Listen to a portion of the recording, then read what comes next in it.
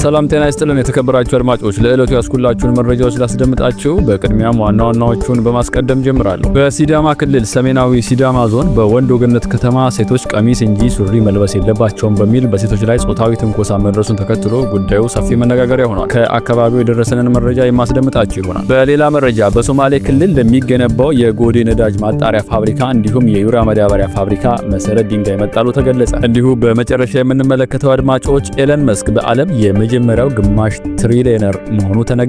የእነዚህን አጫጭር መረጃዎች ዝርዝር ላስደምጣችሁ አብራችሁኝ እንድትቆዩ ግብዣዬ ነው።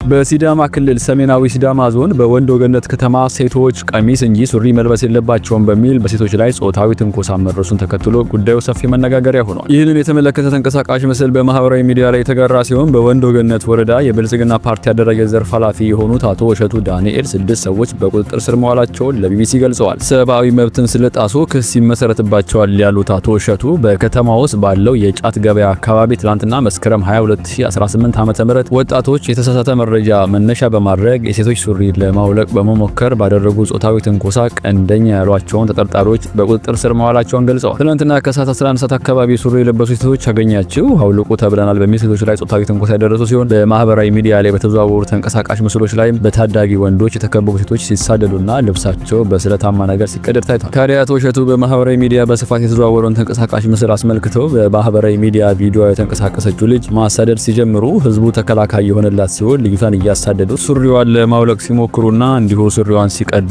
ተስተውለዋል ብለዋል። ካዲያ ይህንን ተግባር የፈጸሙት ወጣቶቹ በአካባቢው የጫት መሸጫ ገበያ ስለነበረ በምርቃና ሳይሆን እንዳልቀረ የተናገሩት ኃላፊው ምርቃና ብቻ ሳይሆን አደንዛዥ ነገርንም ስለሚጠቀሙ በራሳቸው ፈጥረው የጀመሩት ወሬ እንጂ ከማንም ያገኙት መረጃ እንደሌለ አክለው ተናግረዋል። በሌላ በኩል ለጉዳዩ መነሻ ይሆናል ተብሎ የሚታሰበው ባለፈው ሳምንት የሀገር ሽማግሌዎች ተሰብስበው በአካባቢው የሚሰጥ የጥሎሽ ገንዘብ ከጊዜ ወደ ጊዜ እየጨመረ ስለሆነ ውይይት ያደረጉት የሀገር ሽማግሌዎች የጥሎሽ ዋጋ 15000 ብር ይሁን የሚል ስምምነት ላይ እንደደረሱ ገልጸዋል። ይሁን እንጂ በዚህ ውይይት ላይ ስለ ሴቶች አለባበስ ምንም የተነሳ ነገር ባይኖርም ሱሪ የምትለብስ ሴት ሱሪዋ ተቀዶ ራቁቷን እንድትሄድ ትደረግ ተብሏል ብለው የጀመሩት እንጂ መነሻው አይታወቅም በማለት አቶ እሸቱ አብራርተዋል። አቶ አክሊሉ የተባሉ የአካባቢው ነዋሪ ለቢቢሲ እንደተናገሩት ራቅ ካለ ገጠራማ አካባቢ ሱሪ መልበስ ለሴቶች ተገቢ አይደለም የሚል ውይይት የተካሄደ ሲሆን ይህ ጉዳይ በድንገት የተፈጠረ ነው፣ ብዙ ሰው የሰማው ጉዳይ አይደለም ሲሉም ተናግረዋል። ነገሩን የተናገሩት የሀገር ሽማግሌዎች ወይም የሃይማኖት አባቶች አይደሉም፣ ህዝቡ ድርጊቱን ተቃውሞታል ሲሉም አስተያየታቸውን ሰጥተዋል። በተመሳሳይ የብልጽግናው ፓርቲ ኃላፊ አቶ እሸቱ ከነዋሪው ሐሳብ ጋር በሚስማማ መልኩ ትላንትና ማምሻውን ህዝቡ እንዴት እንዲህ ያለ ነገር ይደረጋል ብለው ተቃውሟቸውን ገልጸዋል ብለዋል። ካዲያ ይህንን ተግባር በርካቶች በማህበራዊ ሚዲያ በስፋት የተጋራውን ተንቀሳቃሽ ምስልና ጽሑፍ ካዩ በኋላ ቁጣቸውን በተለያዩ መልኩ የገለጹ ሲሆን ድርጊቱንም በአብዛኛውን ለማለት በሚያስደፍር ሁኔታ አውግዘውታል። ካዲያ ተጠቃሚዎቹ የከተማው አስተዳደር እንዲሁም ክልሉ በፍጥነት በድርጊቱ ፈጻሚዎች ላይ ህጋዊ እርምጃ መወሰድ እንደሚኖርበት ጠቁመዋል። በሌላ መረጃ ጠቅላይ ሚኒስትር አብይ አህመድ በሶማሌ ክልል ለሚገነባው የጎዴ ነዳጅ ማጣሪያ ፋብሪካ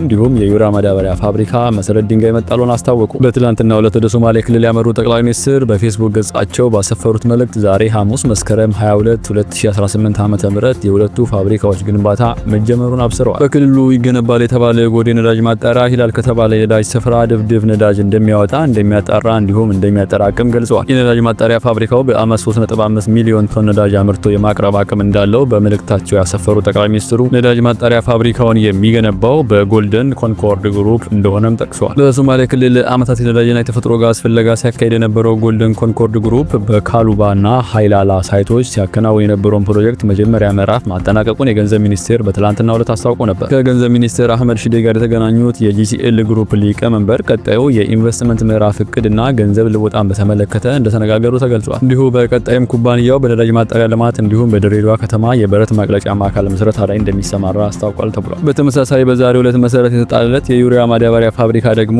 የኢትዮጵያ ኢንቨስትመንት ሆልዲንግ እና ከዳንጎቴ ግሩፕ ጋር በመተባበር እንደሚገነባ ዶክተር አብይ ገልጸዋል። ነሐሴ ወር ላይ ሁለቱ አካላት ግንባታውን ለማከናወን በተፈራረሙበት ወቅት ዳንጎቴ ግሩፕ የፋብሪካውን 60% ድርሻ እንደሚይዝ የተነገረ ሲሆን ኢንቨስትመንት ሆልዲንግስ ደግሞ 40% ድርሻ እንደሚኖረው ተገልጿል። ጠቅላይ ሚኒስትር አብይ ለማዳበሪያው በግብዓትነት የሚውለው የተፈጥሮ ጋዝን በተመለከተ ከካሉብ የጋዝ ስፍራ እንደሚወጣ ያስታወቁ ሲሆን ከፋብሪካው የሚወጣውን ጋዝ ለማጓጓዝ 108 ኪሎ ሜትር የማጓጓዣ ቱቦ እንደሚጠቀሙ እንዲሁ በአመት 3 ሚሊዮን ቶን ምርት እንደሚያቀርብ አስታውቀዋል። ይህ የማዳበሪያ ፋብሪካ ግንባታ ከ3 ዓመት ባልበለጠ ጊዜ እንደሚጠናቀቅ ከዚህ ቀደም ተገልጾ ነበር። 2 አሻጋሪ ፕሮጀክቶች ሲሉ ፋብሪካዎቹን የጠሩት ጠቅላይ ሚኒስትር አብይ ዛሬ ለኢትዮጵያውያን ሁሉ የሚያኮራ ታሪክ ሁነት ተፈጽሟል ብለዋል። በመጨረሻም ክቡራን አድማጮች ኤለን መስክ በዓለም የመጀመሪያው ግማሽ ትሪሊየነር ሆኗል ተባለ። አንጡራ ሀብቱ ከ500 ቢሊዮን ዶላር በላይ በመሆን የመጀመሪያው ሰው የሆነው ኤለን መስክ የኤሌክትሪክ መኪና አምራች ድርጅት ተስላ እንዲሁም ሌሎች ተቋሞቹ በያዝነው ዓመት ትርፋማነታቸው እንደጨመረ ተገልጿል።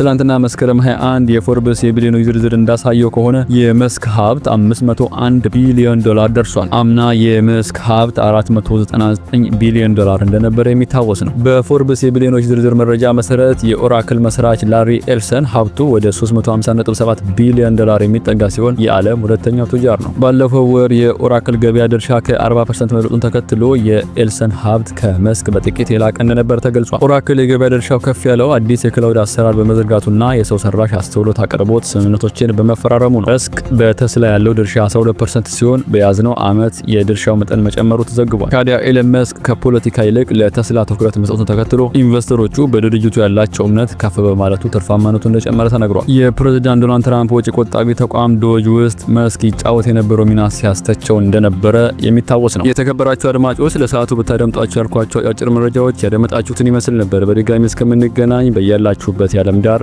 በቸር ቆዩ።